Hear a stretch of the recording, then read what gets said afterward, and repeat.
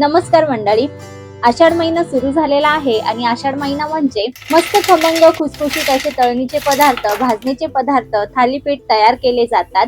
तर आज आपण आपल्या तिखट पाहुणचार रेसिपीज मध्ये आषाढ विशेष अगदी सोप्या पद्धतीने तयार केल्या जाणाऱ्या खमंग खुसखुशीत अशा कापण्या तयार करणार आहोत.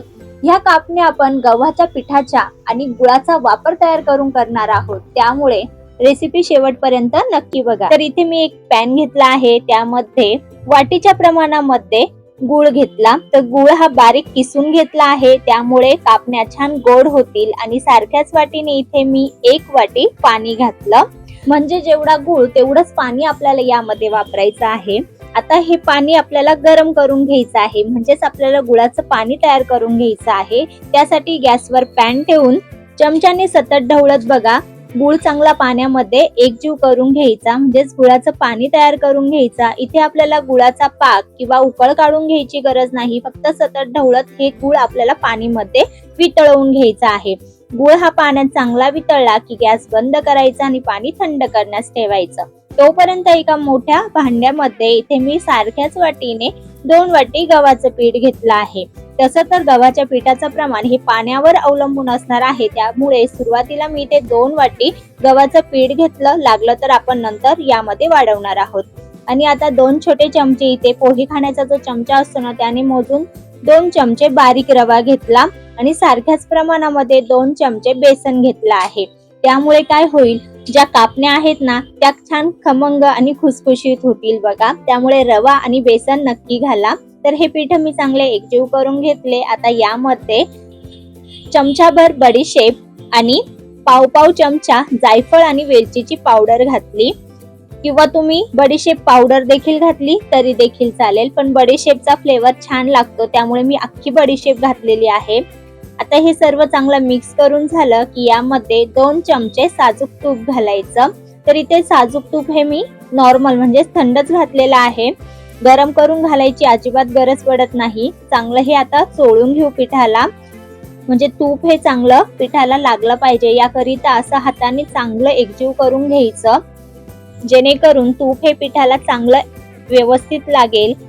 तर बघा हातानेच मी चांगलं हे असं पिठाला चोळून घेतलं. तूप पिठाला बरोबर लागलं की नाही याकरिता काय करायचं, पिठाची बघा अशी मूठ करून बघायची, ती छान वळली जाते, म्हणजे आपल्या इथे तुपाचं प्रमाण हे योग्य आहे. तर मी ते 2च चमचे तूप वापरलेलं आहे, जास्तही तूप घालू नका, नाहीतर मग कापण्या ह्या नरम होतात. आता जे थंड झालेलं गुळाचं पाणी आहे ना, ते गाळणीच्या मदतीने असं गाळून बघा पिठामध्ये घालायचं. आणि आता काय करायचं, हे चांगलं मिक्स करून घ्यायचं.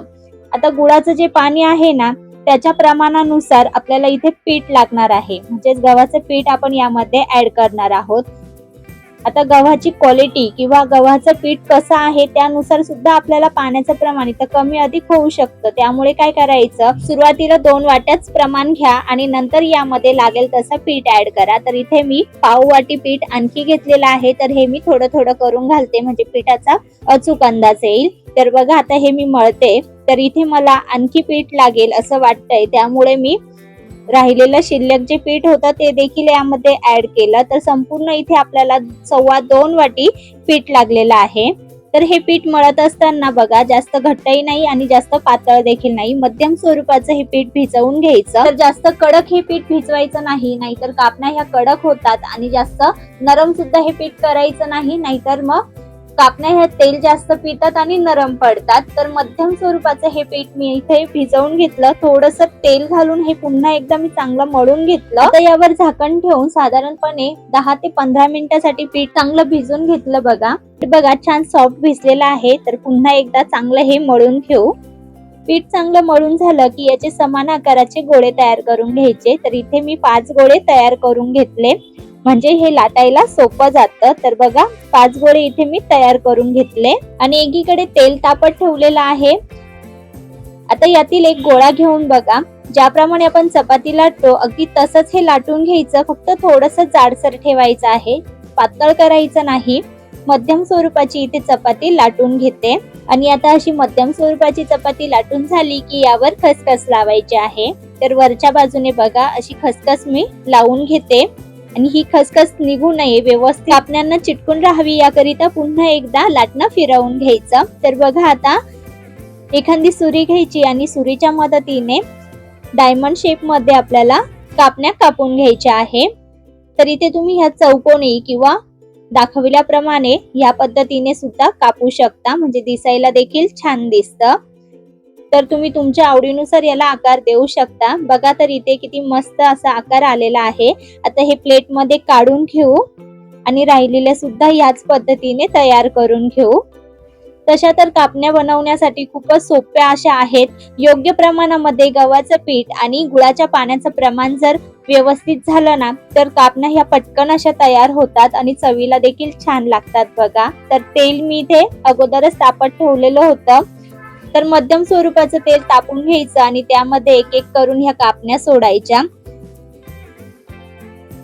आता गॅसची फ्लेम ही मध्यमच ठेवायची आणि झाऱ्याच्या मदतीने बघा दाखविल्याप्रमाणे सतत ढवळत, म्हणजे अशा गोलाकार झाऱ्या फिरवत ना कापण्या या छान खमंग खुसखुशीत होईपर्यंत, अशा गोल्डन ब्राऊन रंगावर येईपर्यंत तळून घ्यायच्या आहेत. बघा रंग किती सुरेख आलेला आहे, मस्त खमंग असा सुवास सुटलेला आहे. तर आता ह्या कापण्या आपण प्लेट मध्ये काढून घेऊ आणि राहिलेल्या कापण्या सुद्धा ह्याच पद्धतीने तळून घेऊ. तर या ठिकाणी कापण्या तळत असताना गॅसची फ्लेम ही मीडियमच ठेवा. मध्यम आचेवर छान या कापण्या आलटून पलटून तळून घ्या, म्हणजे त्या खुसखुशीत होतील आणि आतून सुद्धा व्यवस्थित अशा शिजल्या जातील. तर अशाच पद्धतीने इथे मी सर्व कापण्या तळून घेतल्या. किती मस्त झाल्या आहेत बघा. दिसायला जेवढ्या या छान आहेत ना तेवढ्या चवीला देखील चविष्ट अशा लागतात. तर मंडळी तुम्ही देखील ह्या प्रमाणामध्ये गव्हाचं पीठ आणि गुळाचा वापर करून या खमंग खुसखुशीत अशा कापण्या तयार करून बघा. कापण्या थंड झाल्यानंतरच एखाद्या हवाबंद डब्यामध्ये भरून ठेवा, छान महिनाभर टिकतात.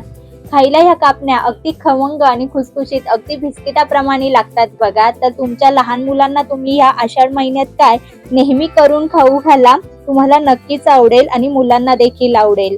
तर करून बघा. रेसिपी आवडली तर रेसिपीला लाईक करा आणि अशाच झटपट रेसिपीज बघण्यासाठी आपल्या तिखट पाहुणचार रेसिपीजला फॉलो करा. धन्यवाद.